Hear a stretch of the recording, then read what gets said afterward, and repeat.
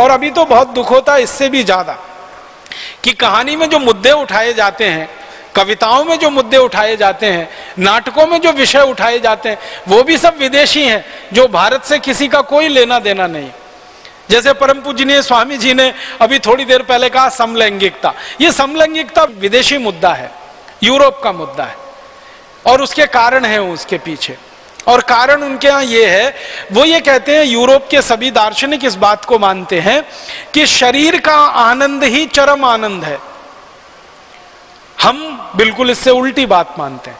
हम मानते हैं ईश्वर प्राप्ति का आनंद ही चरम आनंद है। भारत में चरम आनंद की स्थिति ईश्वर प्राप्ति में है, यूरोप में चरम आनंद की स्थिति शरीर के सुख में है। तो यूरोप में जो भी किया जाता है वो शरीर के सुख के लिए किया जाता है, और भारत में जो भी किया जाता है वो मोक्ष प्राप्ति और ईश्वर प्राप्ति के लिए किया जाता है। तो हम संगीत में जाएं, हम गीत में जाएं, हम नृत्य में जाएं, कहानी में जाएं, कविता में जाएं, नाटक में जाएं, हम चित्रकारी में जाएं, कलाकारी में जाएं, कहीं भी जाएंगे, हमारा लक्ष्य है ईश्वर की प्राप्ति, मोक्ष की प्राप्ति और इच्छाओं से मुक्ति।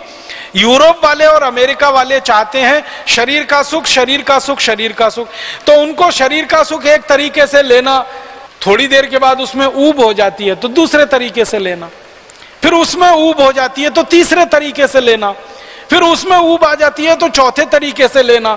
तो चूंकि शरीर का सुख ही सब कुछ है और वही जीवन का अंतिम लक्ष्य है, क्योंकि वो मानते हैं कि ये शरीर एक बार ही मिला है, आगे मिलेगा कि नहीं मिलेगा पता ही नहीं। ना वो पुनर्जन्म को मानते हैं, ना पूर्व जन्म को मानते हैं। यूरोप की सभ्यता और भारतीय सभ्यता में जो जमीन आसमान का एक अंतर है वो ये कि हम पूर्व जन्म को भी मानते हैं, पुनर्जन्म को भी मानते हैं। यूरोप वाले ना पुनर्जन्म को मानते हैं, ना पूर्व जन्म को मानते हैं। वो कहते हैं जन्म एक ही है, अब इस जन्म में ये शरीर मिल गया, इसमें जितना सुख लेना है ले लो, जितना भोग करना है भोग लो। तो सुख में डूबना है, भोगों में डूबना है, उसके लिए समलैंगिकता में जाना पड़े तो वहां चले जाओ, और किसी काम में जाना पड़े तो वहां चले जाओ। वो सब कुछ सुख प्राप्ति है शरीर के माध्यम से।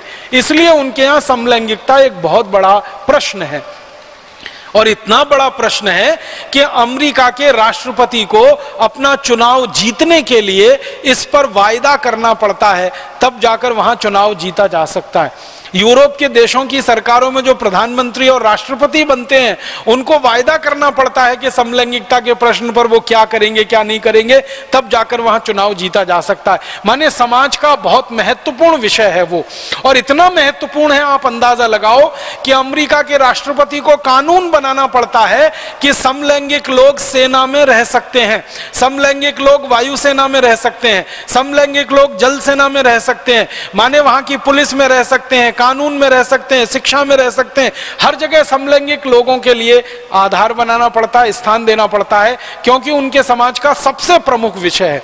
भारत के समाज के लिए यह कोई विषय ही नहीं है, हमारे समाज के लिए इसका कोई महत्व ही नहीं है, क्योंकि हमने शरीर के सुख को जीवन का अंतिम सुख माना ही नहीं है कभी। हमारे यहाँ तो ईश्वर की प्राप्ति ही अंतिम सुख है और उसी में चरम आनंद है, और उसी लिए सच्चिदानंद की कल्पना इस देश में की गई है। तो हमारी तो प्रश्न अलग हैं, मान्यताएं अलग हैं, और उसके हिसाब से व्यवस्थाएं अलग हैं। इसलिए भारत में समलैंगिकता कोई विषय नहीं है।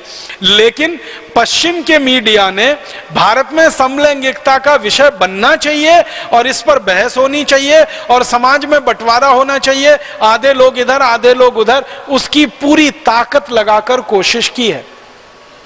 और उसी कोशिश का दुष्परिणाम है हमारे हाई कोर्ट के द्वारा, दिल्ली हाई कोर्ट के द्वारा दिया गया निर्णय और सुप्रीम कोर्ट में दाखिल की गई एक याचिका। ये उसी का अंतिम हिस्सा है। इसके पीछे पूरा पश्चिम का जगत लगा हुआ है, मीडिया लगा हुआ है। क्यों? वो जानते हैं कि भारत में अगर ये विषय चल पड़ा और भारत के लोगों के द्वारा ये विषय अगर स्वीकृत हो गया तो कितना बड़ा बाजार उनको यहाँ मिल जाएगा, जो समलैंगिक लोगों की वस्तुओं की बिक्री के लिए यूरोप और अमेरिका में भी उपलब्ध नहीं। उनको यहाँ का बाजार दिखाई देता है, इसलिए उनको भारत के विषय बदलवाने हैं।